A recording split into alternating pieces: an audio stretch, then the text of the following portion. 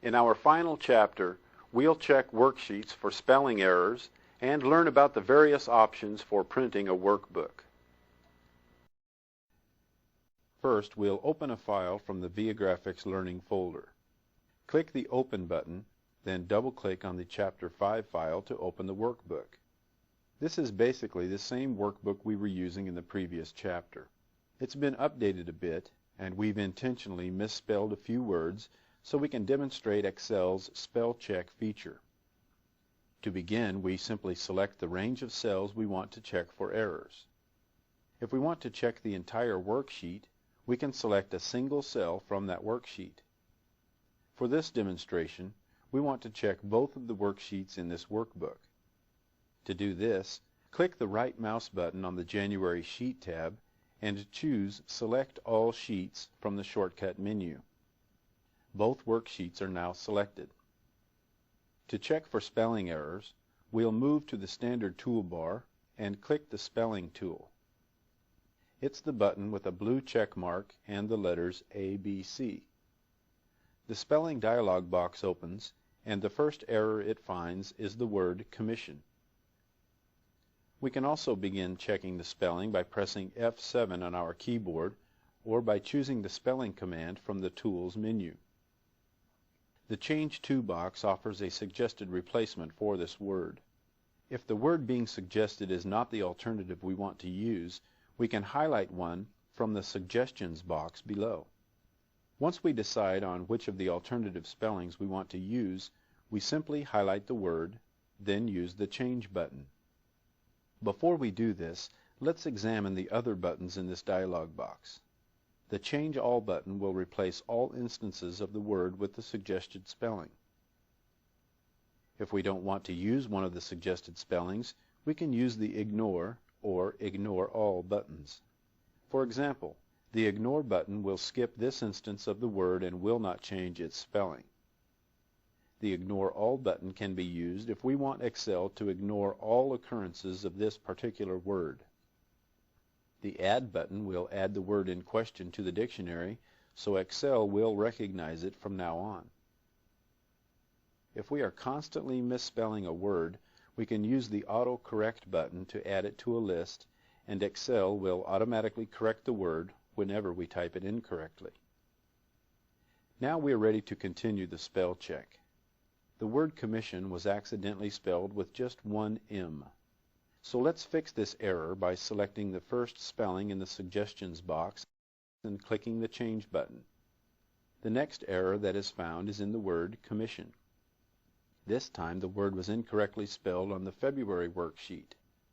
We know this because the February Sheet tab is now bold, indicating the sheet is selected. Click the Change button to correct the error. Another error is found because February has been misspelled. We'll accept the suggested spelling that's currently displayed in the Change To box, then we'll click the Change button. When no other errors can be found, Excel displays a message telling us the spelling check is complete for the selected worksheets. Click on OK to close the message, and we are returned to the workbook. Notice that both of the worksheet tabs are still selected. To deselect the sheets, we'll right-click the mouse on the January Sheet tab and choose Ungroup Sheets from the shortcut menu.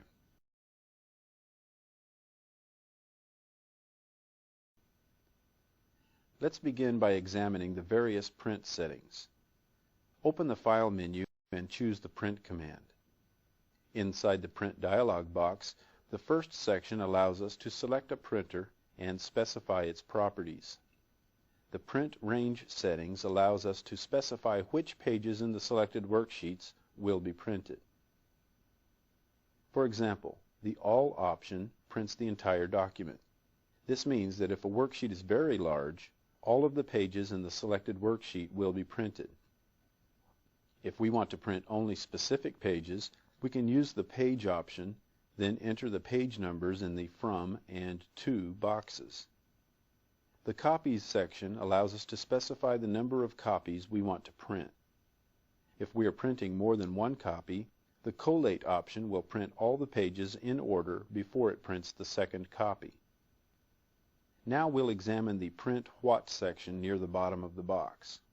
These options allow us to specify which part of the workbook we want to print, such as a selection, active sheets, or the entire workbook.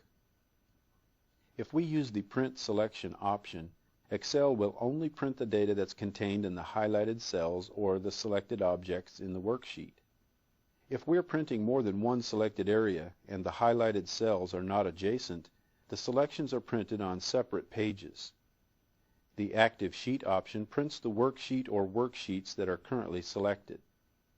If a print area has been set for the active worksheet, then only that area will be printed. To print all of the worksheets in the active workbook, we can select the Entire Workbook option. However, if print areas have been set, then only those parts of the worksheet will be printed. Keep in mind, worksheets that do not contain any data will not be printed. Let's print all of the worksheets in our workbook. To do this, select the Entire Workbook option. The Preview button allows us to see how each page will be printed. This is especially useful if we are printing only selected areas of a worksheet, or if we are printing a large workbook and want to see how the data will be positioned on the printed page. We'll use the Print Preview feature in just a moment. For now, let's go ahead and click OK, and this sends the document to the printer, and the data from each worksheet is printed on a separate page. There are a number of ways to access the Print Preview command. For example, we can use the Preview button on the standard toolbar. Or we can access the command from the File menu. Open the File menu, then expand the list.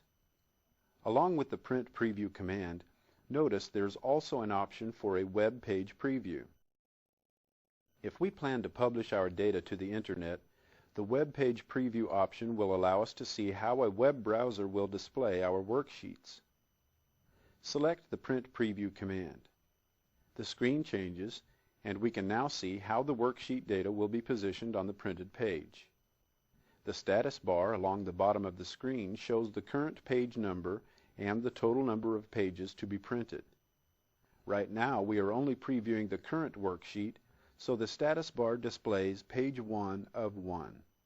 Notice that our cursor has now changed to a magnifying glass.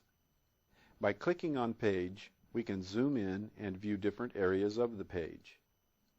Click the mouse over the top part of the page and we can clearly see the data in this portion of the worksheet. Click the mouse once more to return to the page preview size. Next, select the Margins button. Margin handles now appear around the page. We can easily change the margins for the page or headers and footers by dragging the black handles that are located along the edges of the page. The black margin handles along the top of the page can be used to adjust column widths while we're in Print Preview.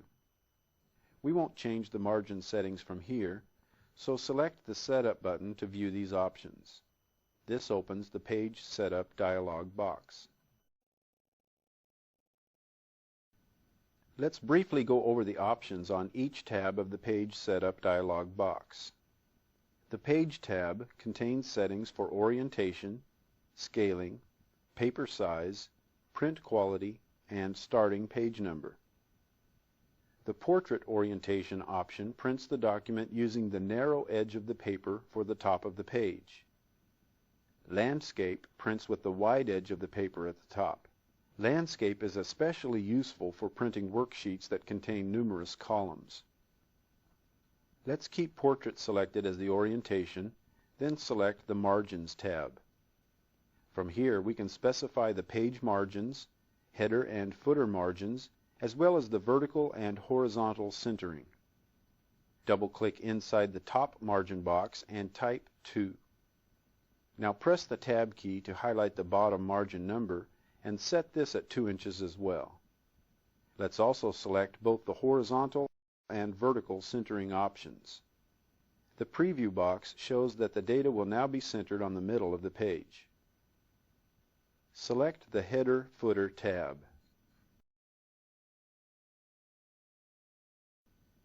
With these options, we can add one of Excel's built-in headers or footers to the page, or we can create a custom header or footer. Let's click the arrow button next to the footer box and add a built-in footer. Here we can choose from various types of footers. Let's select a footer that displays our name, the page number, and the date. Next, we'll select the Sheet tab. These settings control the print area, print titles, the page order, and other various print options. With the Print Area option, we can select which areas of the worksheet we want to print. In order to select a print area, we must close the Print Preview screen. First, we'll click on OK to close the Page Setup box. We are returned to the Print Preview screen, and we'll click the Close button to return to the normal view. Now we're ready to set a print area so we can print part of this worksheet. Open the File menu. We could use the Print Area command, but let's choose Page Setup instead. With the Sheet tab selected, click on the Collapse dialog button that's displayed by the Print Area box. The dialog box collapses, and we can now select which areas to print. Click in cell A1 and drag to F10. With the print area selected, return to the Page Setup box by pressing Enter. Select the Preview button to see how the print area will be displayed on the page. For a better view, we'll click the page to zoom in on the data. As we can see, the January worksheet will be printed with all the sales data.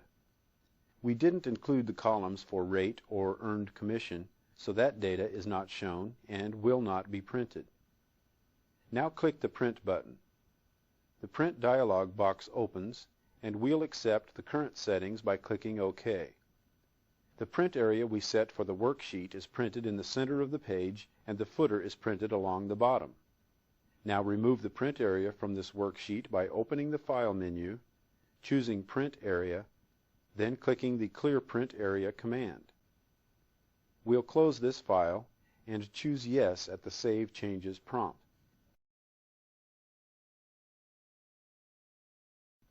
Let's review what we've covered in this final chapter. First, we checked a workbook for spelling errors and corrected the mistakes. We examined various print options, then printed a workbook. Next, we used Print Preview and specified Page Setup options.